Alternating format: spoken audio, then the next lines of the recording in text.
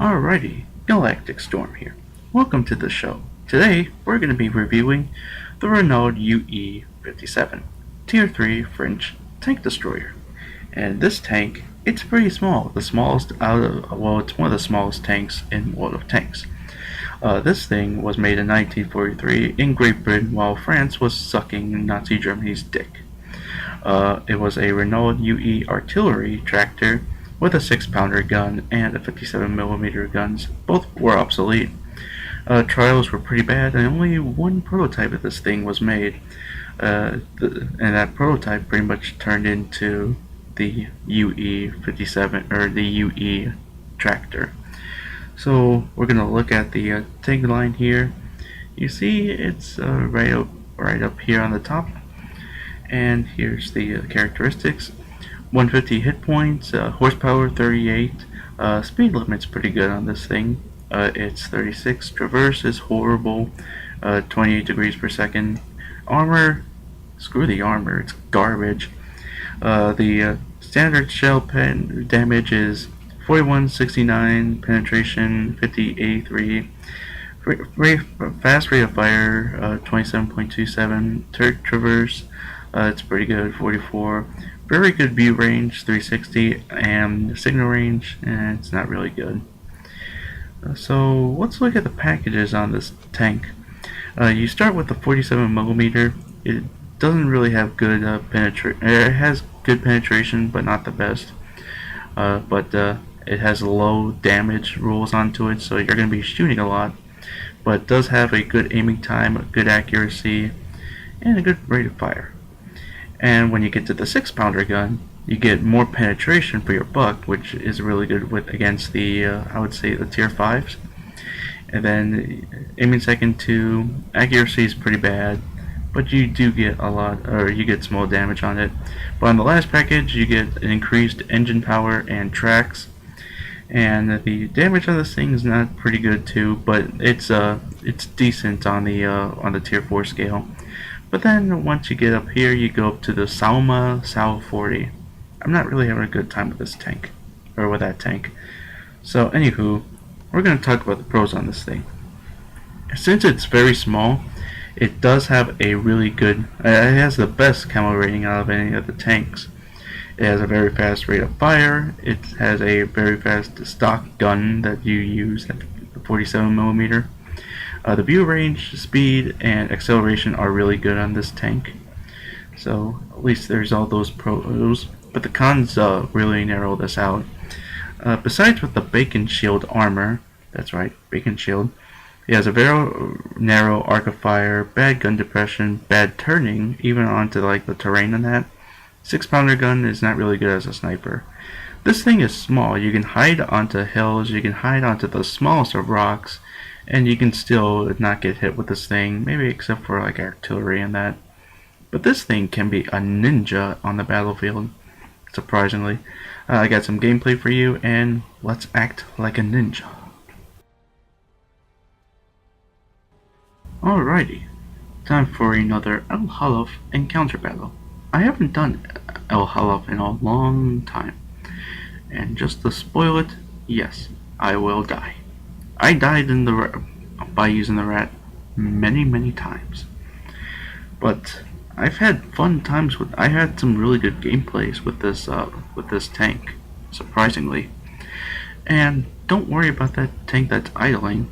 He won't even be a part of the game because he got either disconnected or he raged like a little baby because he saw the whole thing. Most likely, I think he got disconnected. So it's a tier 5 matchup. 1/3 of the team is tier 5, 1/3 of the teams are tier 4s, and 1/3 of the team is tier 3s. The 1%, there's tier 2s. So I'm only one of handling up to the higher tiers here. So I'm going to be going to the usual hiding spot that everyone would go for a tank destroyer. It will be this place.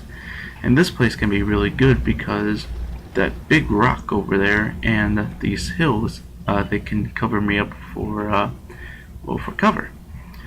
Now you can see some of the tanks are going up there, and they're already getting gangbanged by the other tanks on the other side of the hill.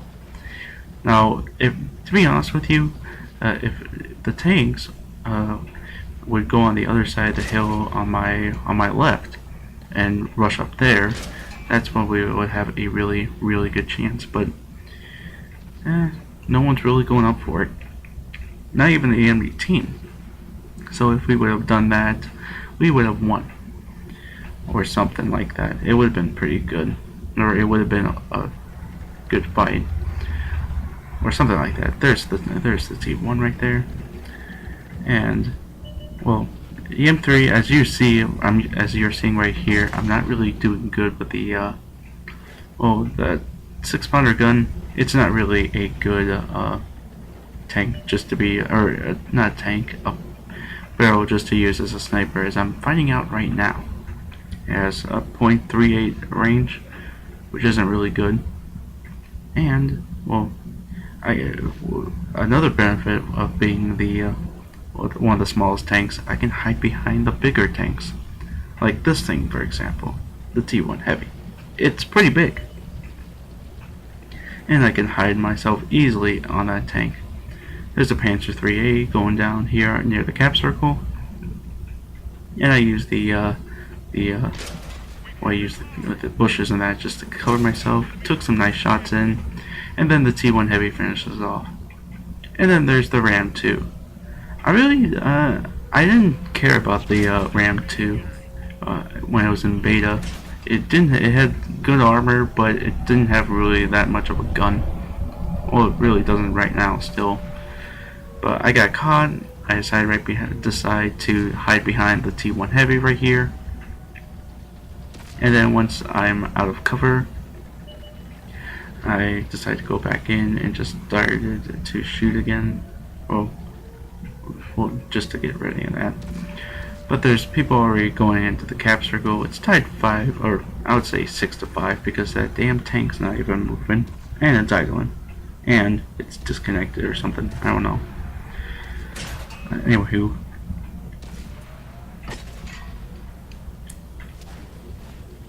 we're gonna be going out here, and there is I think that's a Cruiser 3.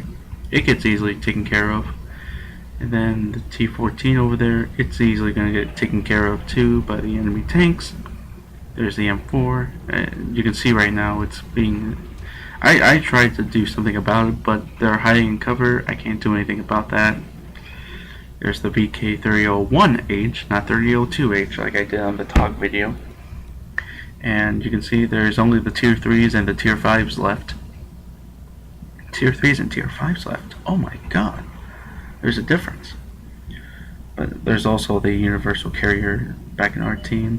And this will pretty much be my fatal flaw. Oh, with this, there's this Panzer 1C right behind us, and it took care of the Churchill. Or, no, not took... Ugh, that's just another death. But with the D2 that's right back there is in trouble. And I try to go after it.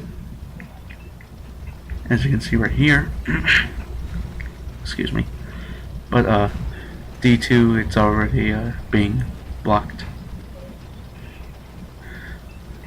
You can see right there, D2 getting shot at. But the Panzer 1C, it has some good penetration, it has a good armor, or not good armor, but it has some pretty good guns. It has the what was it? The autoloaders, not the autoloaders, but the automatic cannons. I try keeping an eye on it, but every time I shoot at the thing, it's being a good tank and all. I mean, a good player and all. He's hiding from the in the bushes and that. We can't really see him. I try to decide to move up a little bit more, but there's the Panzer 1C again, and the Panzer 1C took out the D2. I tried to, well, you can see the depression on this tank's not good, like I said. But then, this is where I make the fatal flaw. Base is being capped. No one's really, well, besides that, the universal carrier, it's not doing anything else. And the tank, or the heavy tank right there, we decide to, well, move our backs against the Panzer 1C. That was pretty much my fatal flaw, the team's fatal flaw. And you can see the Panzer 1C is already having an open feast on the Valentine AT, which is idling, or not idling, it's the one that got disconnected. Oh, wait. It's not disconnected, it's actually moving now, or it's actually connected and it's not even doing anything, so it's just an idled tank. So there's the VK-3001H again, what I saw again, and I took a shot, it took a shot at me. I decided to hide behind this rock. Some of the tanks are trying to fire at me, but they're not really getting any. And boo boo, stick your head in freaking doo-doo. So I decided to move here, then move down there, try to turn back and just use the cover that the rock gave me, and then booyah, shot the VK-31H with a lucky shot because of the accuracy on the 6-pounder. There we go with the VK again, and I decided to do the insane and fatal flaw to get out of the cover and out of the cap circle, and it's pretty much open season with me.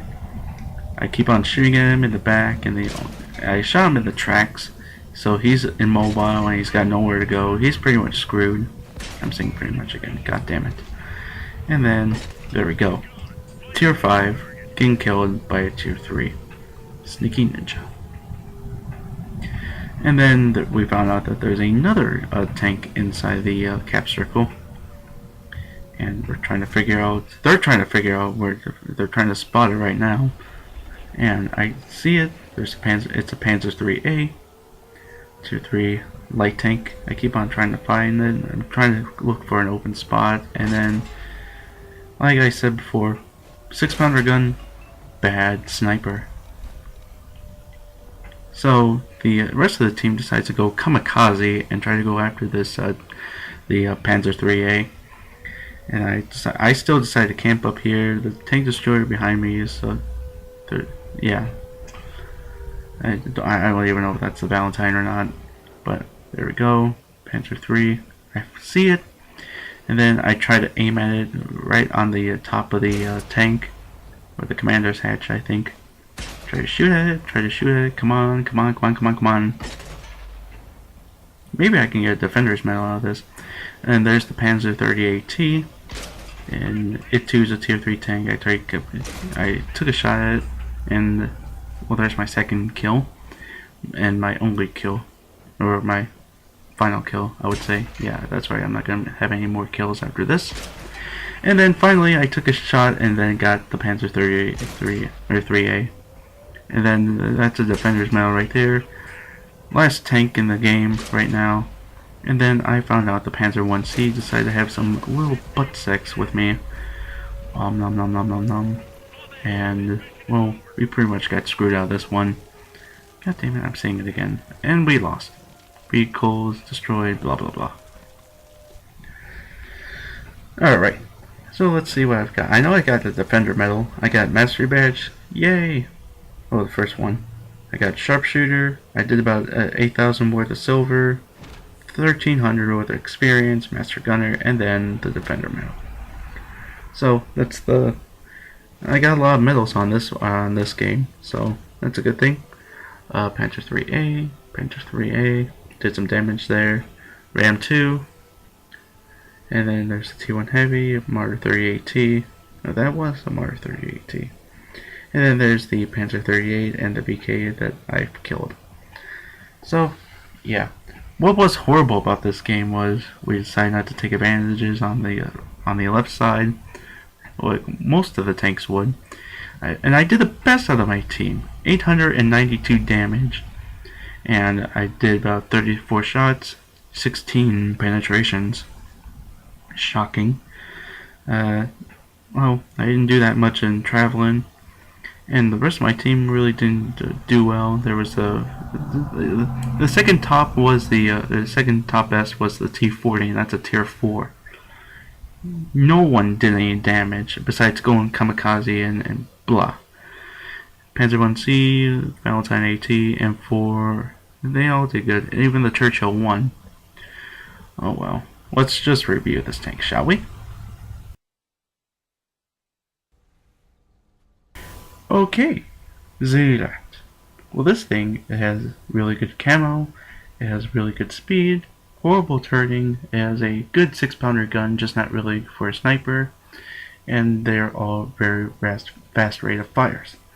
And plus it's small. It's a little ninja on the battlefield. It's something like I would say a DLC, but I haven't played it yet, and I wouldn't say that yet. But anywho, it will give you like a preview on what maybe the tanks will be like later down the road, but not for like a tank destroyer and that.